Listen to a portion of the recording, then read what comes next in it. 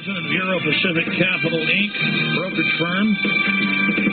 One of the experts that Ron Paul most often quotes. He's certainly been accurate predicting what's now happening. You know, it's funny, the true free market libertarian folks have been right about what was going to happen all along, but we're not the ones now that are going to be listened to. It's going to be the very people that carried all of this out.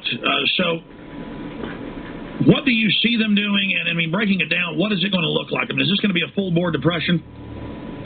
Probably something worse if we don't change. You know, when I wrote my book, Crash Proof, How to Profit from the Coming Economic Collapse, which came out in February of 2007, and, you know, interestingly, even almost 2 years after it's come out, it's right now the #1 selling investment book on Amazon, and I think they just reprinted another 35,000 copies, which they tell me is unprecedented for a book that's almost 2 years old. So people are certainly reading it. But when I wrote that book originally, one of my forecasts was this economy would collapse, this phony borrow and spend economy, the housing bubble. I predicted that all that would happen, and we'd have major fallout and ramifications in the financial industry and among the lenders based on all these mortgages gone bad.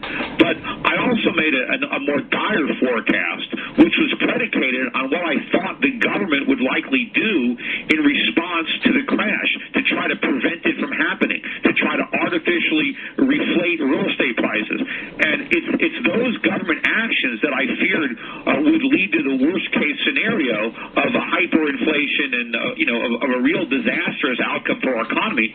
And now that is exactly what is happening. The government is doing exactly what I feared they would do. And yeah, it does frustrate me that, for years I was going on television and certainly writing and doing things and pointing out all these problems.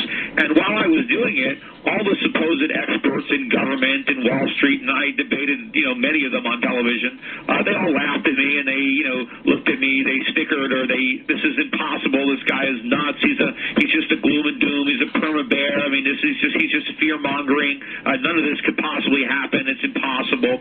And of course, all those economic predictions have come true, yet the very people who said that it was impossible, the people who assured us that our economy was in great shape, that we were fundamentally sound, that it was the best economy in the history of the world, that Alan Greenspan was the greatest central banker who ever lived, that everything was perfect, these are the guys that they're turning to for solutions. These are the same people who say we need to pass this bailout bill or it's the end of the world. What are you doing with your money?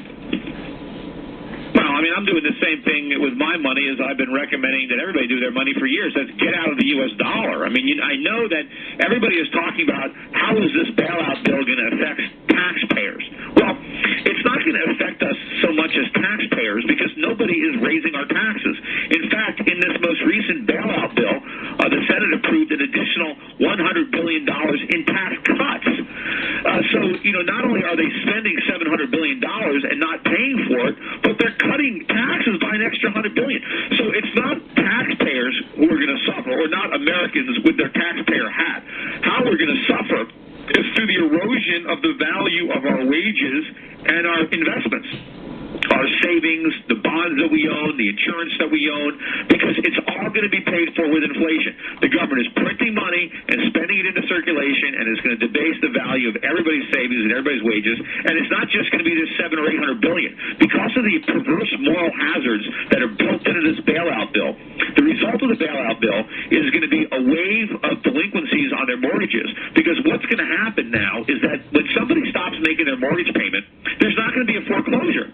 What's going to happen is the bank is simply going to sell that asset to the government rather than foreclosing, because they'll get more money selling it to the government. So if you stop making your mortgage payment once this bill is passed, no one's going to kick you out of your house. You'll probably live there for a year or two, and eventually you'll get a call from the government saying, hey, we own your mortgage now. I know it's $500,000, and I notice you're not paying it. How about if we reduce it to $200,000 and give you a 30-year mortgage at 4%? Would you consider making the payments? And then you might say, sure. So what's going to happen is this is going to turn into an all-out frenzy of people stopping paying their mortgages, which means this is probably going to cost $2 or $3 trillion. But I mean, we're all looking at the mortgages. The credit cards are coming due. Well, no one's going to make those payments. I mean, if the government's going to bail you out of your mortgage debt, they'll bail you out of your credit card debt too. But again, how they're going to bail it out is issuing more liquidity that devalues the dollar. And who does that punish? The people that actually did save, the individuals that actually those did. Are the suckers. And therefore, we can't have an economy. You see, the only way you can have a capitalist economy, a real economy, is to have savings. Savings are the root of all economic. And we now have a negative savings rate, lower than the depth of the Great Depression. Stay there, Peter Schiff. I want to come back and get your take on then where this is going, how this is going to unfold, and also tell folks about your book that predicted all of this. Stay with us, ladies and gentlemen. My website's Infowars.com. His is Europac.net.